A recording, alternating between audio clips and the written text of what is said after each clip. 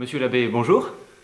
Vous avez publié aux éditions L'Harmattan Justice et gouvernement dans l'Église, d'après les lettres de Saint Grégoire le Grand. Alors, pouvez-vous nous parler de votre ouvrage, s'il vous plaît? Merci. Bien, je suis prêtre du diocèse de Fréjus-Toulon et j'ai toujours été passionné par mon saint patron, saint Yves de Bretagne, qui est le patron des avocats. Et cela m'a porté très loin car je me suis intéressé assez tôt au droit de l'Église et que j'en ai même fait le centre de mes activités puisque je suis aujourd'hui avocat au tribunal apostolique de la Rote à Rome. Alors ce livre, c'est d'abord une approche non légaliste, mais réaliste du droit dans l'Église. Autrement dit, le droit de l'Église, ce n'est pas un amas de règles, comme peuvent le laisser penser parfois ces gros livres qui régissent l'activité de l'Église, vous voyez.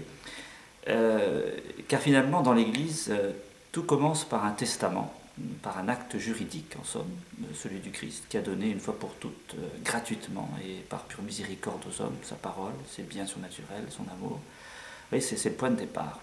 Et tout cela, bien entendu, ces biens appartiennent maintenant aux hommes, c'est leur héritage, c'est leur droit.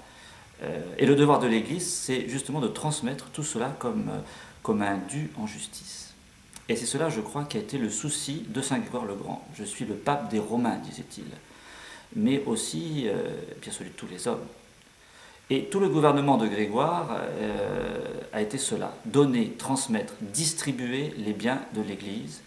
Je ne suis, disait-il, qu'un serviteur, et pour cela.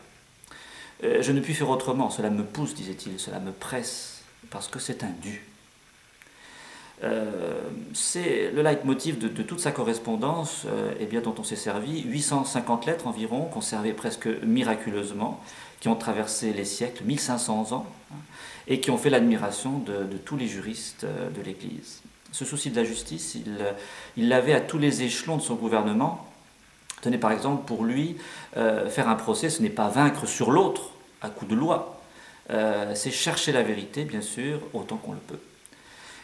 C'est quand même arriver à quelque sorte à un équilibre juste. Encore un autre exemple. La conversion, la rencontre avec le Christ, eh bien, c'est le but de l'Église. C'est un dû à Dieu et aussi aux hommes de connaître le Christ, il le dit. Mais attention, en respectant la volonté, la propriété, les droits de chacun, pas de violence, dit-il, qui viendrait du pouvoir, mais tout pour la justice. Et vous voyez, ce même équilibre, on le trouve partout dans ces lettres, et finalement, ce n'est que l'écho de l'Évangile, à chacun son dû. À César ce qui est à César, et à Dieu ce qui est à Dieu. Et parfois, croyez-moi, cela n'a pas été facile pour Grégoire de rappeler cela. Ce qui m'a passionné au travers de cette étude, c'est aussi son amour du travail bien fait. Gouverner, c'est faire vite, c'est faire bien. Un rêve de gouvernant, non ? Là, il parle d'une vieille notion romaine qui a subsisté longtemps dans nos codes civils, mais qui malheureusement complètement a disparu aujourd'hui. La diligence de bon père de famille. Le pasteur dans l'Église doit gérer comme un bon père les biens de l'Église, comme si c'était les siens. Il ne s'agit pas de dilapider l'héritage, mais de l'administrer au mieux pour qu'il soit le plus rentable possible pour le salut des âmes.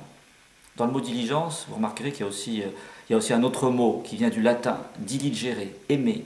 On travaille mieux, on est plus juste si on aime Dieu en l'occurrence. Et c'est sans doute cela qui a fait que Grégoire a été appelé grand.